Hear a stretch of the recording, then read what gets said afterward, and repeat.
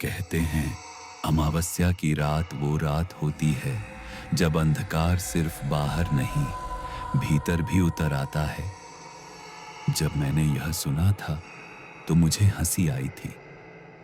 इन बातों को मैं महज ग्रामीण अंधविश्वास समझता था, लेकिन उस एक रात ने मेरे जीवन की सोच बदल दी।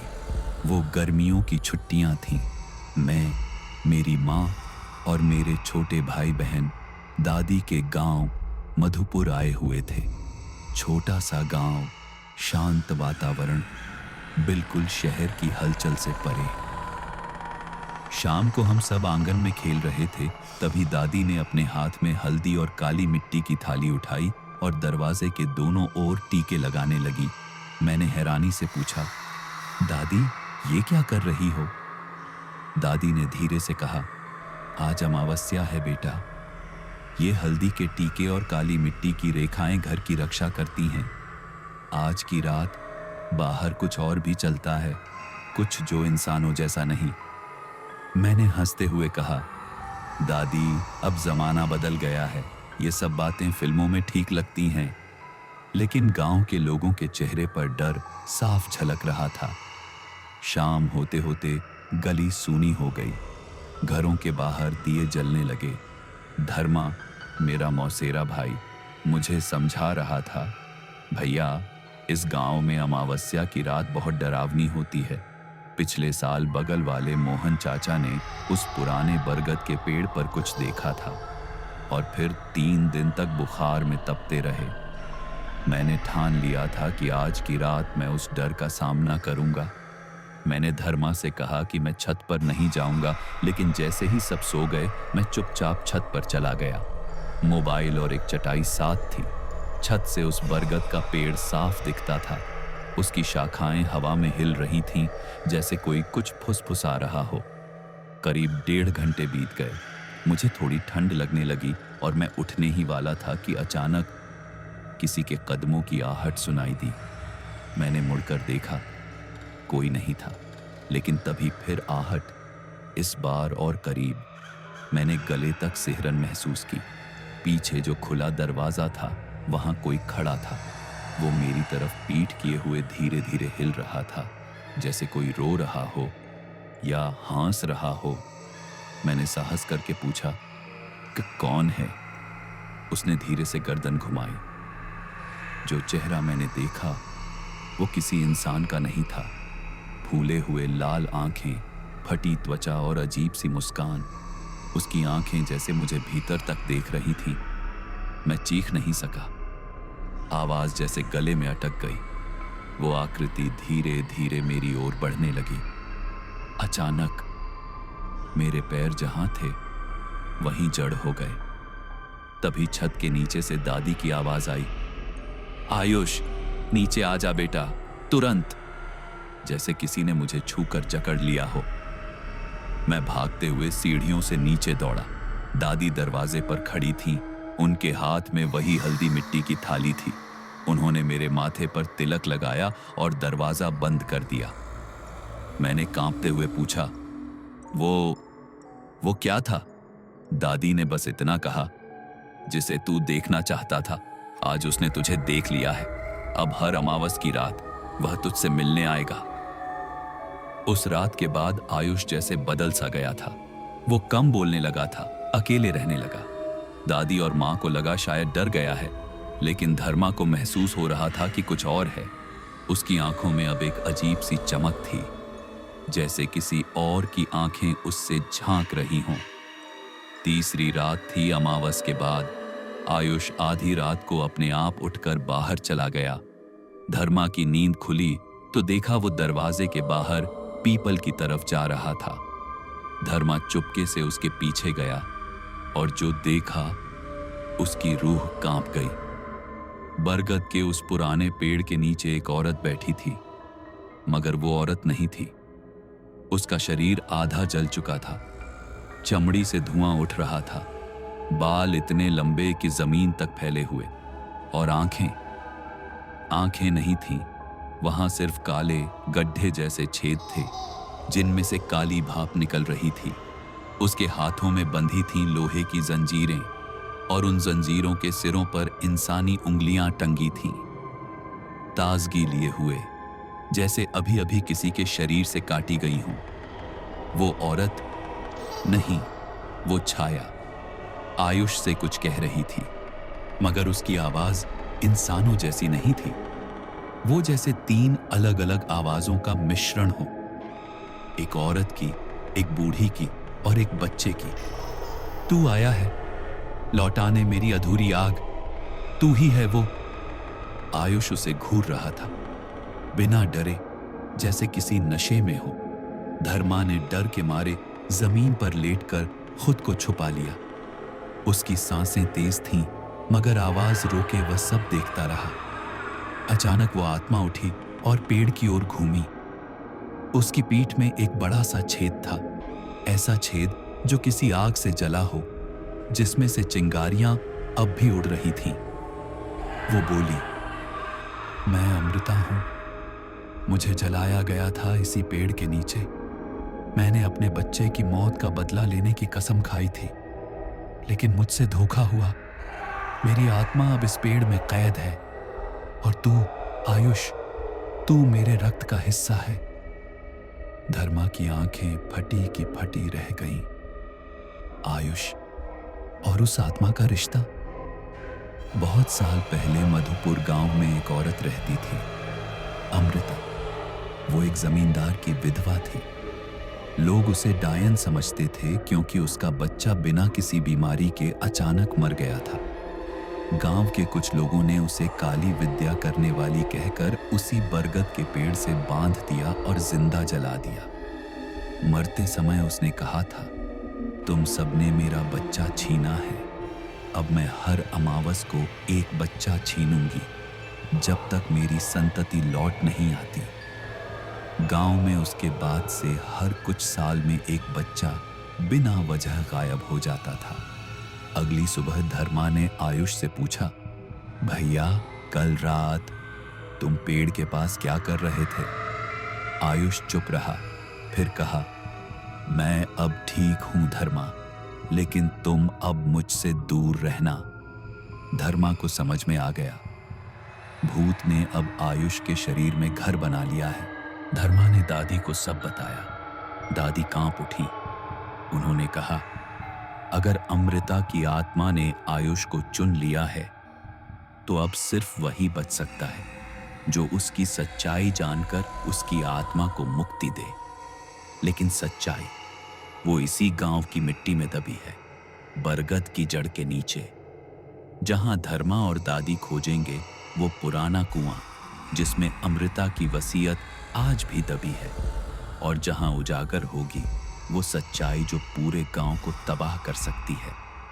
सुबह की पहली किरण के साथ गांव में शांति थी, पर उस शांति के पीछे दबी हुई थी एक बहुत पुरानी चीख, जिसे सिर्फ वही सुन सकता था जिसने कभी मौत को आंखों में देखा हो। धर्मा ने दादी को सब कुछ बताया। आयुष की छत पर गई हरकत, अमृता की आत्मा और उसका खौफनाक चेहरा। दादी की आंखें पल भर में बुझ गईं, जैसे उन्हें कोई बहुत पुरानी मगर दबाई गई बात याद आ गई हो। तुम नहीं जानते धर्मा, आयुष का इस आत्मा से रिश्ता खून का है। अमृता कोई पराई नहीं, वो तुम्हारे ही खून की औरत है। दादी कांपती आवाज में बोली, बहुत साल पहले जब मैं जवान थी, मेरी बहन का ब्याह गांव के जमींदार हरिनाथ के बेटे से हुआ था। वो औरत अमृता मेरी सगी बहन थी। धर्मा सन्न रह गया। जमींदार परिवार में उसे कभी स्वीकार नहीं किया गया, और जब उसका बच्चा मरा, लोगों ने उस पर काला जादू करने का आरोप लगाया। लेकिन सच्चाई कुछ और थी। उसका बच्चा मरा नहीं था, उसे मार दिया गया था, और वो बच्चा था आयुष के दादा का सौतेला भाई। बचपन में ही उसका खून बहा दिया गया था ताकि जमींदारी का वारिस एक ही हो। अमृता को जिंदा जला दिया गया। और उसने जाते जाते कसम खाई कि जब तक उसके बेटे का खून वापस उसकी जड़ों तक नहीं लौटता, तब तक वो हर अमावस को लौटेगी। धर्मा अब सब समझ गया था। आयुष के खून में वही रक्त है जो कभी अमृता के बेटे का था। अब डर की हद पार होने लगी थी। अगली दोपहर, हाँ दिन में, जब सब सोचते थे कि भूत रात को ही आते हैं, अमृता की आत्मा ने पहली बार घर के भीतर प्रवेश किया। आयुष अपने कमरे में बैठा था, दरवाजा अंदर से बंद। अचानक खिड़कियां एक एक कर अपने आप खुलने लगी। कमरे की दीवारें काली छाया से ढकने लगीं और दीवारों पर एक चेहरा उभर आया, अमृता का। मगर अब और ज्यादा विकृत। उसकी आंखों से खून टपक रहा था। वो बोल रही थी, मुझे मेरी आग लौटा दे, मेरा खून लौटा दे, मैं चैन से सो जाऊंगी, वरना अब ये घर नहीं बचेगा। उसके साथ ही घर की दीवारों में दरारें पड़ने लगीं। दादी बोली, बस एक ही उपाय है, उस कुएं को खोदना पड़ेगा जिसके नीचे अमृता की असली वसीयत और वह चाबी दबी है जिससे उसकी आत्मा को बांधा गया है। वो कुआं अब सूख चुका है, लेकिन उसकी मिट्टी में जो लिखा है वो सब खत्म कर सकता है या सब तबाह कर देगा। धर्मा, दादी और एक पुराना पुजारी रात के 3 बजे उस सूखे कुएं के पास गए। उसके चारों ओर अब भी राख और जली हुई लकड़ियों के अवशेष थे। जैसे जैसे खुदाई होती गई, हवा सर्द और भारी होती गई। तभी मिट्टी के नीचे एक लोहे का संदूक मिला। संदूक पर खून से बनी एक ताम्र की पट्टी थी जिस पर लिखा था, जिसने मेरे बेटे का लहू लिया उसका लहू ही मेरा अग्निदान बनेगा। संदूक खोला गया। उसमें एक पुराना झूलता हुआ कपड़ा, एक हड्डियों की माला और एक खून से सना छोटा हाथ मिला, किसी बच्चे का हाथ। जैसे ही उस हाथ को बाहर निकाला गया, पूरा गांव कांप गया। आकाश में एक तेज बिजली गिरी, हवाएं बुरी तरह चीखने लगीं। घर के भीतर बैठे आयुष की आंखें काली पड़ने लगीं और उसके मुंह से 3 आवाजें एक साथ निकलीं। अब तुमने खोल दिया वो दरवाजा जो कभी खुलना नहीं चाहिए था। अब मैं सिर्फ मुक्ति नहीं चाहती, अब मैं न्याय नहीं, बदला चाहती हूं। आयुष अब धीरे धीरे इंसान से परे जा रहा है। धर्मा को खुद के खून की आहुति देनी होगी या पूरी पीढ़ी को खत्म होने से नहीं बचा पाएगा। और अमृता की आत्मा अब सिर्फ एक जगह नहीं, पूरे गांव में फैल चुकी है। जब गांव के कुछ लोग लापता होने लगे और आयुष की आंखों में अजीब सी काली परछाइयां दिखने लगीं, तब धर्मा और दादी ने तय किया कि अब उन्हें उस बंद कमरे की जांच करनी होगी जो वर्षों से घर में ताला लगाकर रखा गया था। दादी, ये कमरा तो बहुत सालों से बंद है, इसमें क्या है? दादी का चेहरा एकदम सख्त हो गया। ये कमरा उस दिन से बंद है जब अमृता को मारा गया था। यहीं उसी रात उसका अंतिम चीख सुनाई दिया था और तभी से यह कमरा मंत्रित हो गया। कमरे का रहस्य धर्मा ने पुराना जंग लगा ताला तोड़ा। दरवाजा खुलते ही भीतर से एक सड़ी हुई मांस जैसी दुर्गंध बाहर आई। कमरा पूरी तरह काला था और उसके बीचों बीच जमीन में एक बड़ा तांत्रिक चक्र खिंचा हुआ था। लाल सिंदूर, राख और पुराने खून से बना हुआ। दीवारों पर अमृता की लिखी चीखें थीं, मुझे जला दिया, लेकिन मेरी आत्मा अभी भी जल रही है। मेरा बच्चा, मेरा लहू, मेरा श्राप। एक कोने में एक लकड़ी का संदूक रखा था। धर्मा ने कांपते हाथों से उसे खोला। उसमें से निकली एक पुरानी लाल साड़ी, जली हुई, और साथ ही एक टूटी हुई बालिका की गुड़िया। ये अमृता की साड़ी थी और ये गुड़िया उसके बच्चे की आखिरी चीज थी। दादी फुसफुसाईं, गुड़िया के अंदर कुछ सिला हुआ था।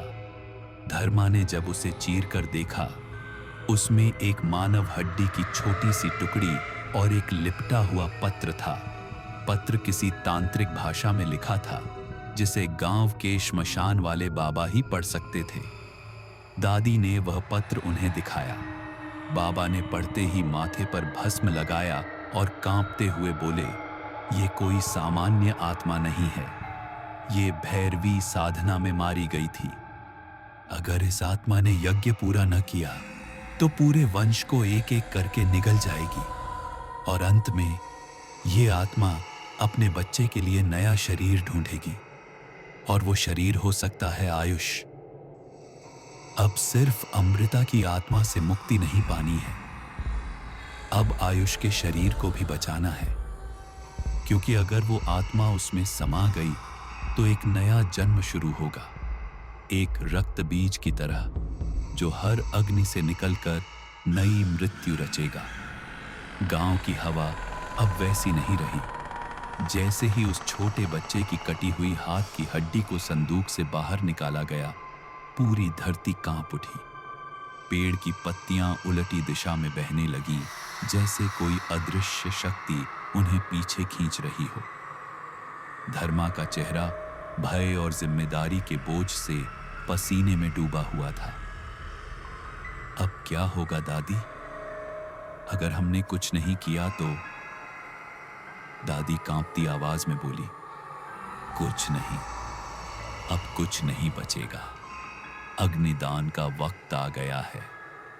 अमृता की आत्मा को अब सिर्फ एक चीज रोक सकती है, उसका अधूरा यज्ञ पूरा करना। उसी रात गांव के हर घर में एक साथ दिए बुझ गए।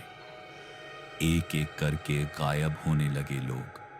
पहले मंदिर का पुजारी, फिर हरिद्वार से आए संत, फिर घर की मामी, सब बिना आवाज, बिना लड़ाई, बस गायब। और फिर आयुष का व्यवहार बदल गया। वो अब कमरे में नहीं दिखता था, पर उसकी आवाज हर कमरे में गूंजती थी। उसकी आंखें अब पूरी तरह काली और रक्त रंजित थीं। धर्मा, तुझे अपने खून का मूल्य चुकाना होगा।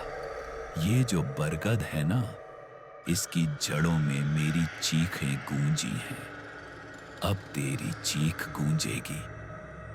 धर्मा, दादी और एक तांत्रिक जो गांव से मीलों दूर एक श्मशान में रहता था, उस बरगद के नीचे पहुंचे जहां अमृता की आत्मा का तांडव चरम पर था। बरगद अब जलने लगा था, लेकिन बिना आग के।